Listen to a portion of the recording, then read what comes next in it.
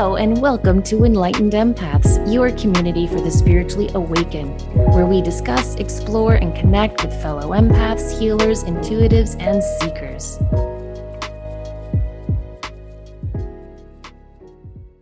Hi, everybody. Welcome to today's show. We're going to be continuing our discussion of trauma, which is such a bright and lovely discussion to bring everyone, right, Denise? Doesn't it seem personally, globally, in our social circles, in our family circles, that this is huge right now? Yeah, it really is. The world is being traumatized right now. And so I think it's a very apt time to talk about what trauma does to the body, the mind, the soul, the spirit. And so I do think this is really important. And it's a difficult topic, though. It really is. It's hard to face the trauma that you have endured as a child or a teen or an adult, and to really be honest and truthful with yourself. It's difficult stuff, but it's important. Well, it almost takes the whole living with a narcissist down to another core level of, okay, yes, I lived in a narcissistic or abusive or an emotionally toxic environment, but then you have to go down to the next level of pulling out that taproot and saying, this is the seed that was planted, and this is what we really need to focus and take care of in order to release the negativity, the toxicity, and the things that are holding us back from fully embracing our lives now. Well said. Okay, I want to hear your perspective on this thing I read in Alice Miller's book, The Body Never Lies. The whole book is basically written on the premise that we need to rethink the fifth commandment, the one that says, honor thy mother and father. It has just really spun my head up, like I'm just trying to think like, oh, well, what if we exclude that? What does that mean? She says, even if you're not Christian, this cultural and usually religious pressure to put your parents on this pedestal, whether they deserve it or not, is universally recognized. But she says that the body always knows the truth. So even if you say, but I love my mom and dad, when inside you're subconsciously still afraid of this parent, the body will reject these words and create dis-ease in the body until this truth is recognized. She says, we have been bound for thousands of years to a commandment that hardly anyone has questioned, simply because it underscores the physical reality that all children, abused or not, will always love their parents. She's basically saying, why do we need a commandment? Of course, kids are going to love their parents. Only as adults do we have a choice. Superficially, the fifth commandment can be regarded as a kind of life insurance for old people, which was perhaps necessary in biblical times, she says, but is certainly no longer required today. On closer inspection, we see this commandment contains a threat, a kind of moral blackmail that has lost none of its potency. If you want to live a long life, you have to honor your parents, even if they don't deserve it. Otherwise, you will die an early death. Because we have to remember in full, this commandment says, honor your mother and father so your days may be long in the land that the Lord your God has given you. So what do you think about that? Well, I think if we look at it from generational of his parents or grandparents that were born in the 30s or 40s, the expectations of what families were or what practices were. And I remember having this conversation with my mother years ago, and she said, we were fully grown people at 18 years old. You were done. You weren't a child. You were an adult. You went into the world. You moved forward, and how we've progressed adulthood and adolescence to be further and further and further out. So I think that that's another part of this is if we go back in time with that spare the rod, spoil the child mentality that was so prevalent, but also the life was so different. And exactly that, and even I was brought up with that. Your mother is always right. It doesn't matter. You're not going to disagree. And it kept a lot of the grief at bay because she's a very strong-willed woman. I love my mother dearly. She's in spirit now. But I think for those of us empathic folks who were brought up in families where we were told, you'll do this, you'll behave yourself, you're not going to have a voice, that does plant those deep seeds. And it is hard you love them, you honor them, you've been taught that, but there's that little part of you that's saying, but where am I in this mix? And not in a selfish or self-centered way, But I think that that's a huge, huge, huge topic, Samantha. I really do. I do too. I mean, imagine, yeah, we might have had cold parents, or some of us might have had cold parents unable to love, but others had parents who emotionally beat them down, physically beat them down, or sexually abused them. And to be living under this universal commandment that no matter what, you have to love your parents, I think is a very, very difficult concept that does deserve to be questioned. I think I shared this on the show before. I actually went to my priest about this because, I have a very difficult relationship with my mother, and I didn't want to, you break the top 10, right? That's a big deal. You're not getting It past is. Peter in those It's pearly the gates. big ones. Yes. I went to my priest and I told him, some of the things my mom had done to me as a child. And again, I've never been physically hit. I've never been sexually abused. She just kind of eroded my soul by always either excluding me, disowning me, or putting me down or making me feel worthless. And he said what the original writers of the Bible were trying to say is honor your honorable parents. Right. And I think that is so important. If only that other word had been put in there. So Miller says this strange idea of having to love God so that he does not punish me for my rebelliousness and disappointment, but instead rewards me with the love that forgives all, becomes just as much the expression of our childish dependency and insecurity as the assumption that, like our parents, God is in desperate need of our love. But is this not a completely grotesque idea? A higher being dependent on inauthentic feelings dictated by morality is strongly reminiscent of the insecurity displayed by our frustrated and disoriented parents. Such a being can be called God only by people who have never questioned their own parents or thought about their own dependency on them. Wow. Yeah. I mean, that's really deep. And it's something I remember as a kid.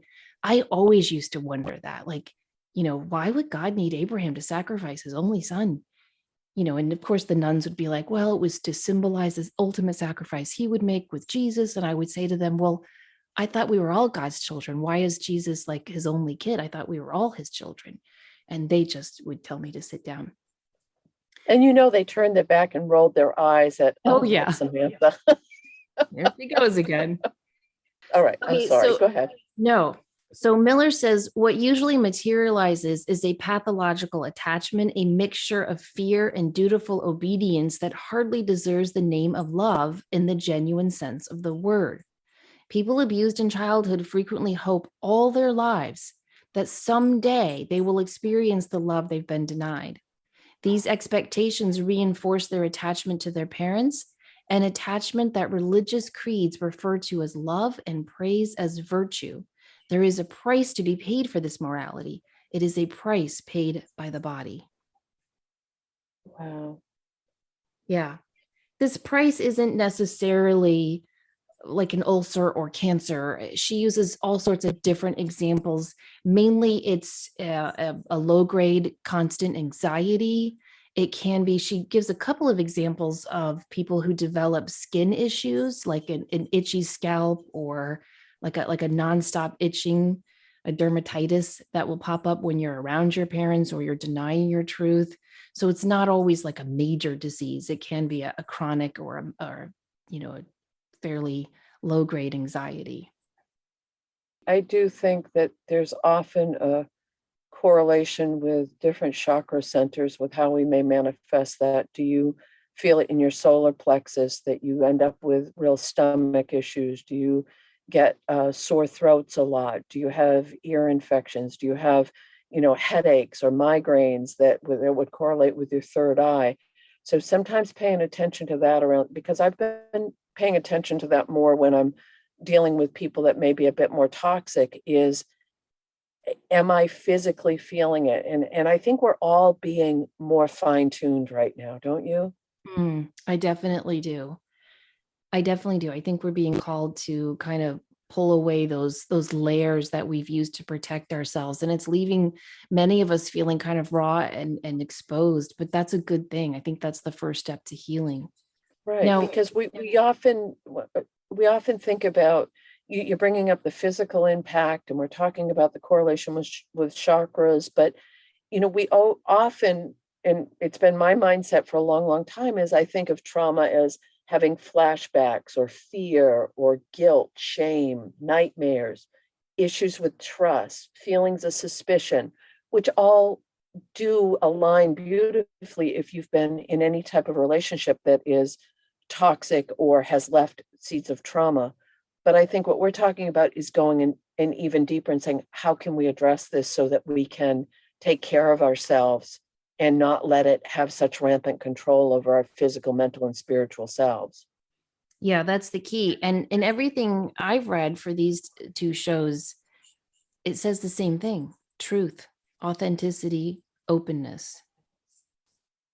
Speaking your truth, allowing yourself to feel your authentic feelings is so important. And I think for empaths, that's especially hard because we normally just shield ourselves from it or feel much better focusing on other people. Right.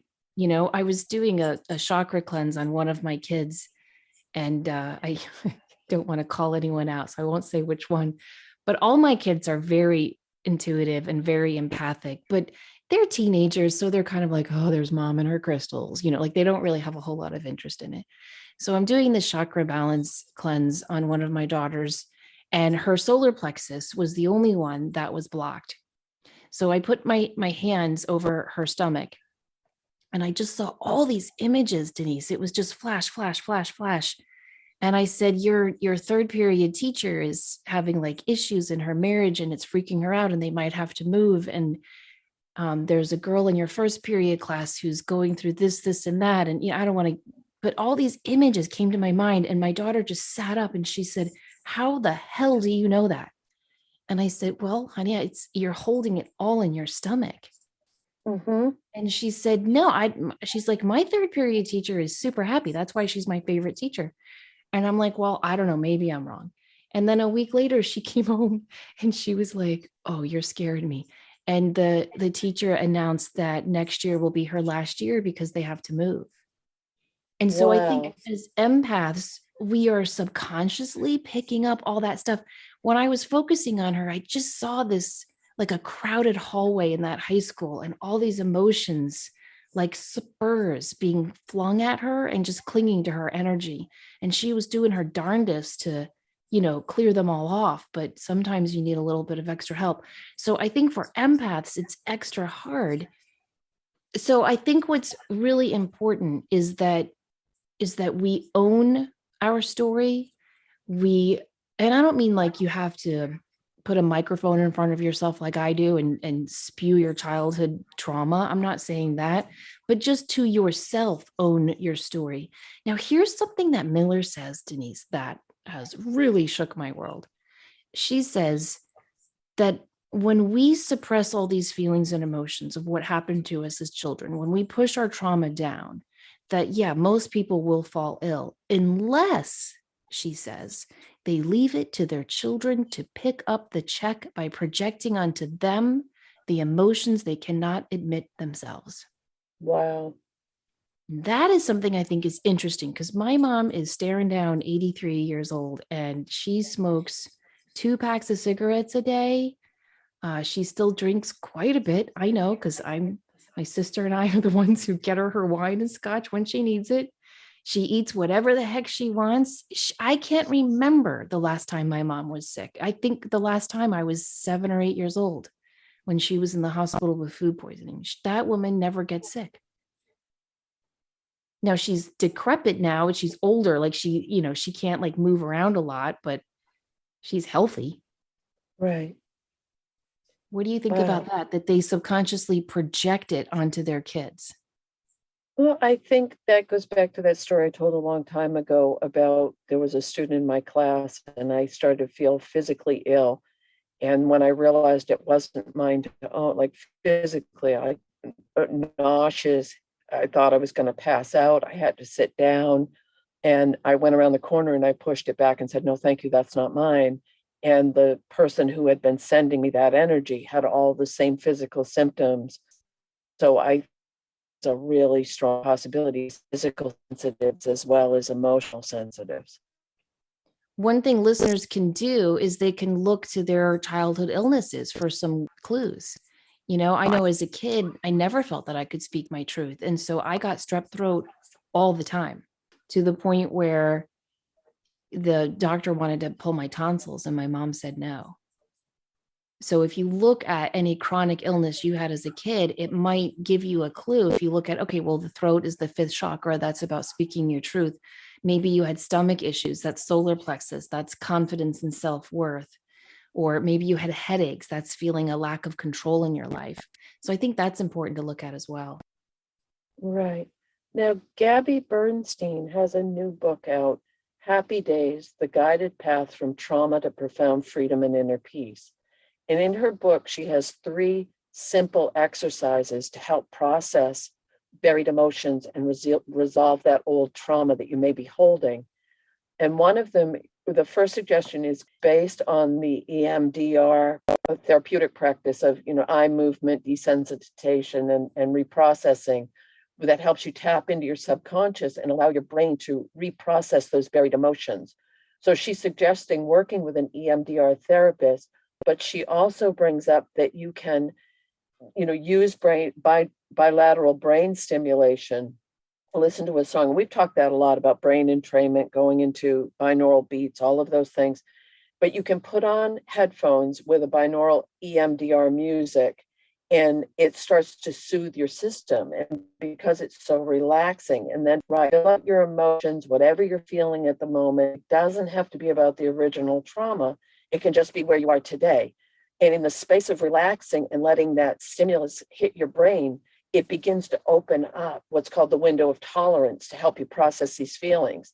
And after those 20 minutes, you put down your pen and you meditate for 20 minutes, lie on your back, press your right hand to your heart and your left hand on your belly. That's called heart hold, and it helps soothe your nervous system. And you deeply inhale and exhale completely, and that's going to help allow your body to settle into the presence of that healing that's trying to happen. So I thought that was a really useful thing to try. And it's something that you can locate an EMDR therapist personally. And I'm not discounting what Gabby Bernstein is saying, but I think if there's a music that puts you in that meditative state, you could try this practice and see if it would help.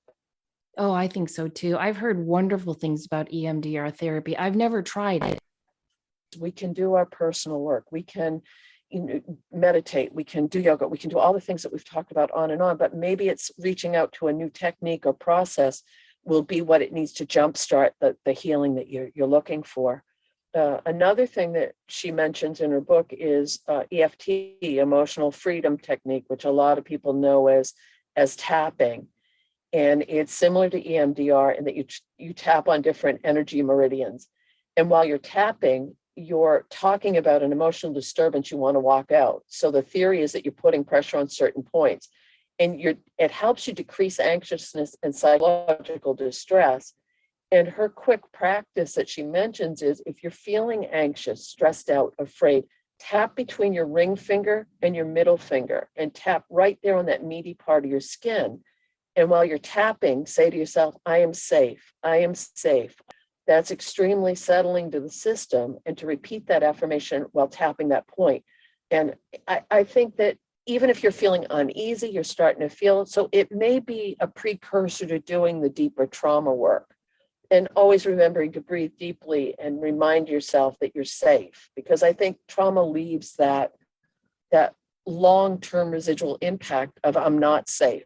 I need to be on red alert, fight or flight, adrenaline rush, and any little techniques that we can use to help recenter ourselves, I think are going to help immensely.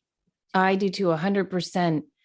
We've got to get really clear and focused on who we are and what we're feeling. And that's why meditation and journaling certainly come into play here, in addition to these great techniques you've mentioned, because so often we go through life with this disassociated sense of who we are, and we're not even conscious of our true needs and feelings. I read a study years ago that said I don't know if it was 25 or 30% of people knew as they walked down the aisle on their wedding day that they were making the wrong decision.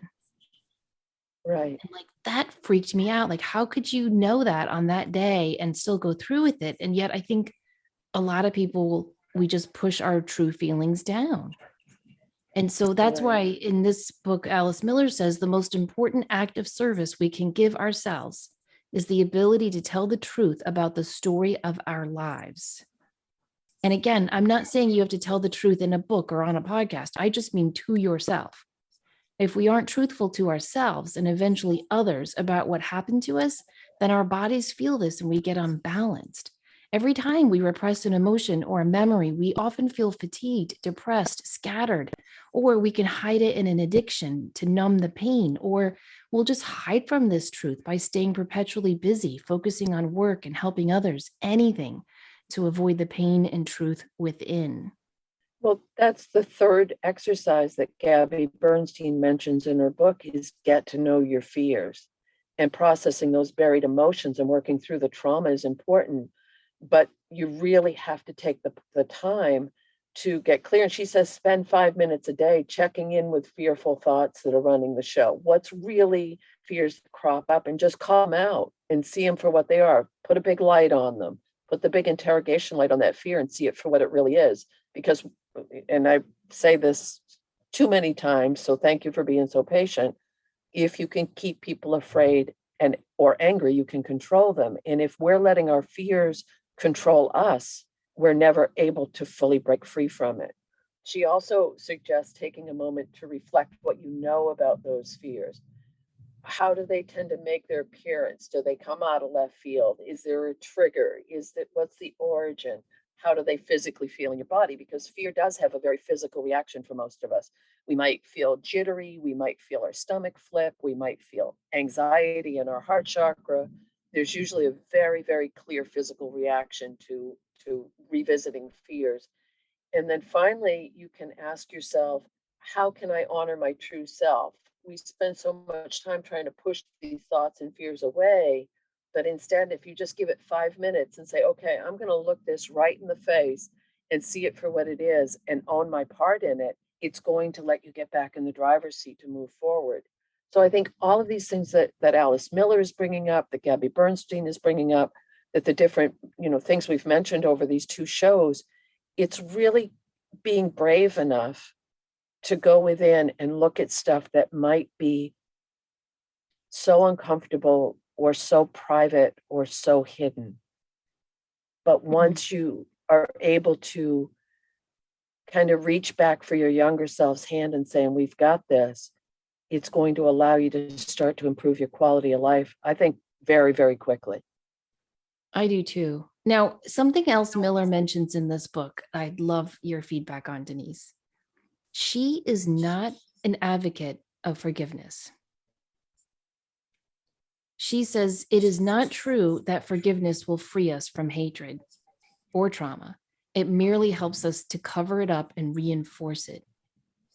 So she's saying, like, she's not saying forgiveness is bad, but she's just saying that forgiveness isn't really the ultimate end all. And she says in so many of her patients, and she's passed on now, but in so many of the patients that she met with who had been to other therapists, when they pushed forgiveness on the client before the client was ready, it simply reinforced that morality of, oh, I have to love everyone and be compassionate and forgive everyone and deny the truth of what happened to me.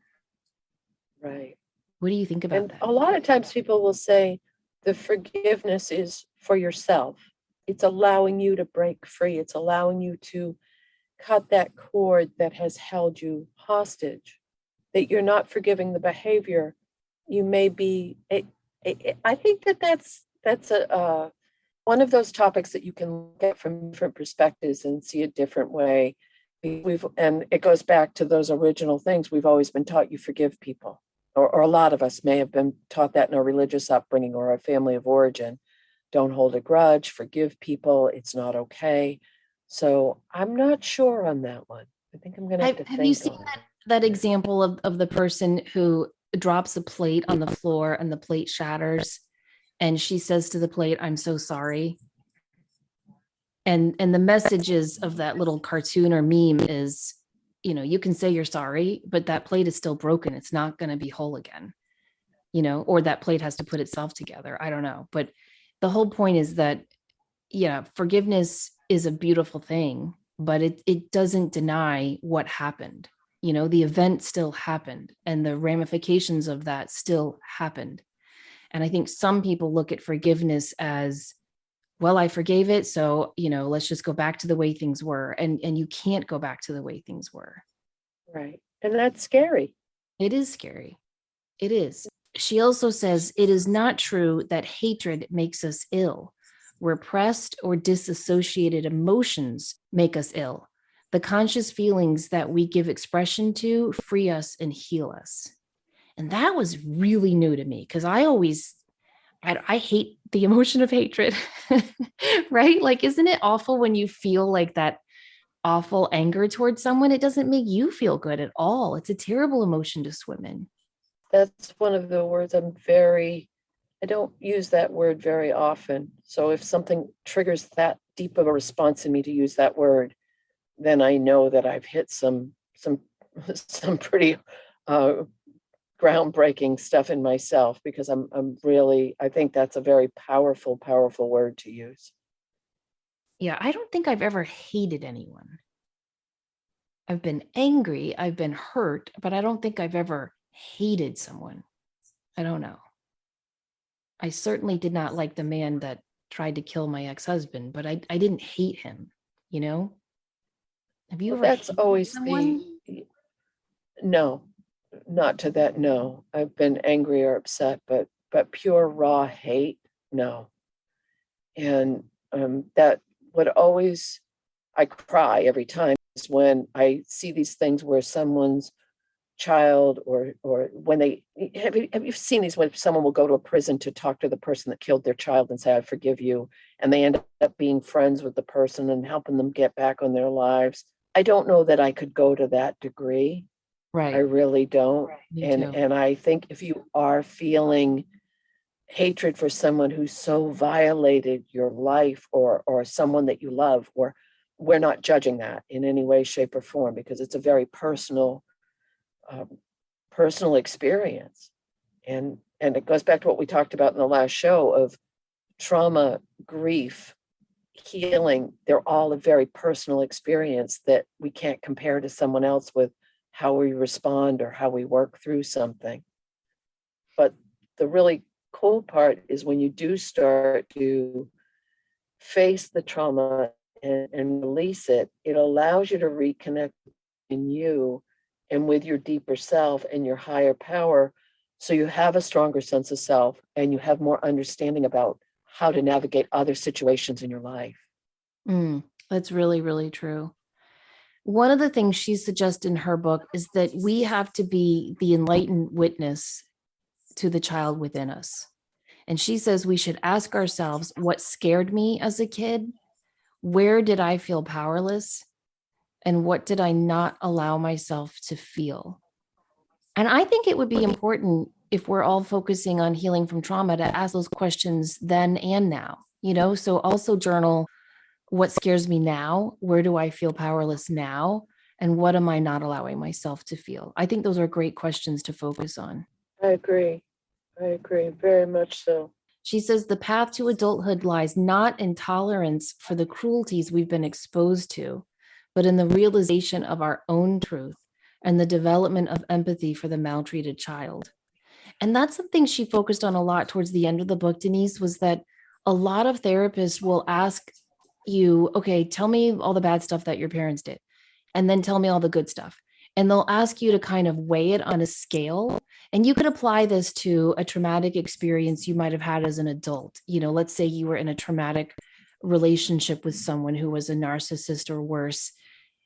And you say to yourself, well, he or she isn't always bad, or they don't always cheat on me, or they don't always say mean things to me, or they don't always fill in the blank, right?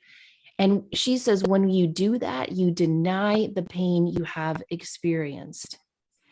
I don't know. It was a trippy book, I have to say, because it went against so much of what was ingrained in me. What has been ingrained in me is love and honor your parents, forgive everyone, treat everyone with goodness, kindness, and compassion, and weigh the good against the bad. And her book throws all of that in its face. And it's just, I'm not saying I advocate for what she's saying. I'm just saying I like anything that makes me think. And reading this book in preparation for these shows has definitely made me think, because I know I've done that so many times, but especially with my parents. Well, there were some good times, and there was that one fun time, and oh, and they did that, and they provided that, and that's good. So let's just sweep all that bad stuff under the rug and just suck it up, Samantha. You're fine. Look, you're doing great. You're fine. I mean, haven't you done that? Yes, and I think that it's when we're looking at trauma, especially where it's a continuum of healing. And if you go back to, there was a psychologist, a French psychologist in the 1800s, Pierre Janet, and this was in the late 1800s, who came up with the first framework for trauma recovery. In 1992, psychologist Judith Herman transformed Janet's initial ideas into a three-stage approach to understanding trauma. And the first phase is safety and stabilization, in that trauma survivors need to feel unsafe in their bodies and relationships and others. That's where we start. And we may struggle with regulating our everyday emotions. We may not associate directly with the trauma. And this process can take months or even years for some people to regain that sense of safety. And then in the second phase, we go into remembrance and mourning. And this is when people begin to process the trauma. They're able to give words and emotion to it, to start to make meaning of it. And this is often best done with a trained counselor or a therapist, because you're digging deep with this. And this is, again, based on the work by Judith Herman. It's important to mourn the losses associated with the trauma and give yourself space to grieve and express your own emotions about it. Stage 3, which is reconnection and integration. And this is where you start to realize the impact of the victimization that's been experienced, and begin to believe that trauma is no longer the defining principle in your life. And this can be the building blocks to be able to have more meaningful relationships, to create a new sense of self and create a new future. This is where we really start to heal and grow. So if you are thinking, oh my gosh, I'm at this age in my life, or this point in my life, and I've been carrying this heavy pack of trauma and grief and loss for decades, just know that you might be in that flux stage of really getting ready to step into reconnection and integration, and saying, I've done this deep work. I think during this poignant time of transition that the world is going through, we also have to apply that to the ancestral guilt we may be trying to heal as well. Yeah, the ancestral guilt. Say some more about that. Well, that goes back into things that have been passed down from generation to generation. And we've talked in other shows about, you may have a marker on your DNA because of, if your ancestors were Holocaust survivors, or if you were in the potato famine in Ireland. There's so many different variables that they're finding how that's passed down genetically. We can get into the epigenetics and the ancestral healing, but if it's always been, let's just use one brief thing, that it may be an emotional or physically abusive was in your family of origin.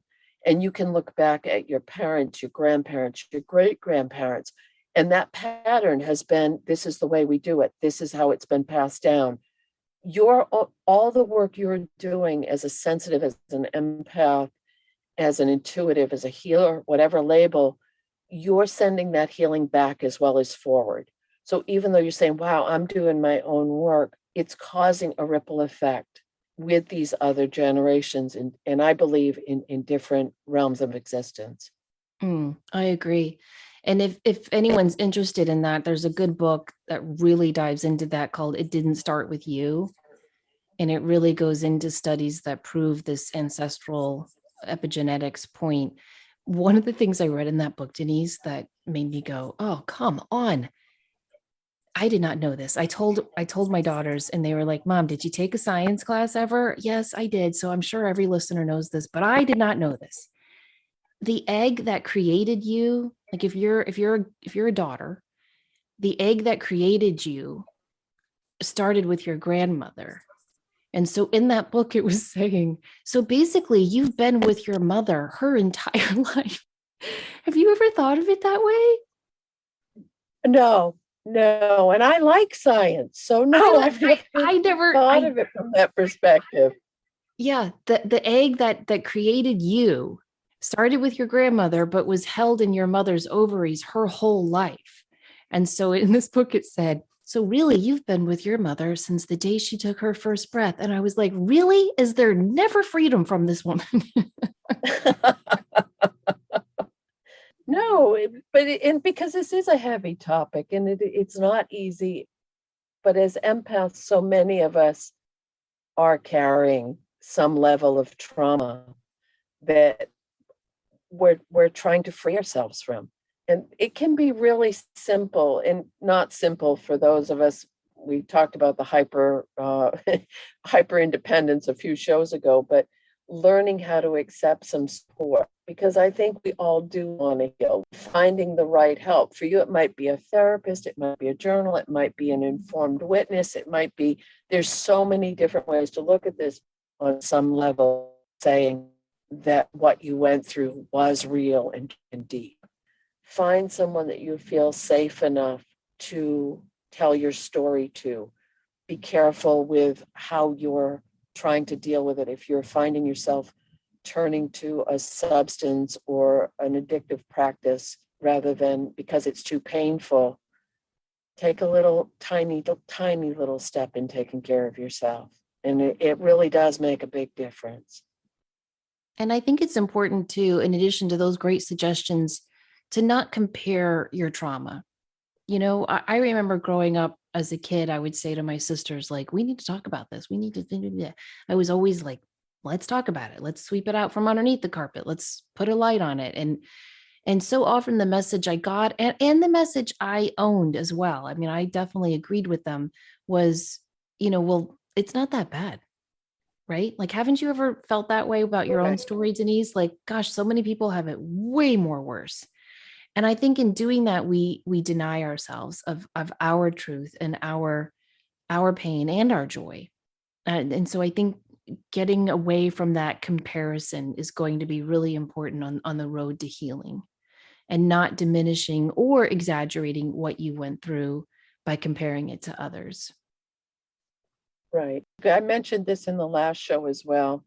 If you're feeling resentment towards someone who may have been the catalyst for your trauma or your grief, Dr. Judith Orloff is offering a 1-day workshop for an hour and a half on April 1st at 11 a.m. Pacific Standard Time, which is about building compassion and releasing resentments, how to calm your ego and open your heart. You can go to her website, drjudithorloff.com/releasing grudges and resentments. And it's an hour and a half. It's a Zoom talk and mentoring. She's going to work with specific people. So you may have a chance to work directly with Dr. Orloff. But this is, I think, a huge part of healing from the trauma is learning to let go of those resentments. So this may be something that you would want to check out as a 1-day event. Well, we hope this has been helpful and informative and enlightening to you all. We look forward to hearing your feedback. You can always email us if you have a question or a comment for the show, enlightenedempaths@gmail.com. Please don't forget to check out our Facebook page and join our community there, Enlightened Empaths.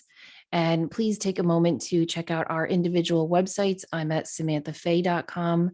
I have an online store there you might want to check out. And Denise has a beautiful website called thegratefulmessenger.com. I'll post on Facebook some of the books we've discussed in this show and that we also used in our research, so that if you want to continue researching this more on your own, you can. Thank you guys so much for listening. Please remember, as always, to show up, do great work, and share your light. Take care.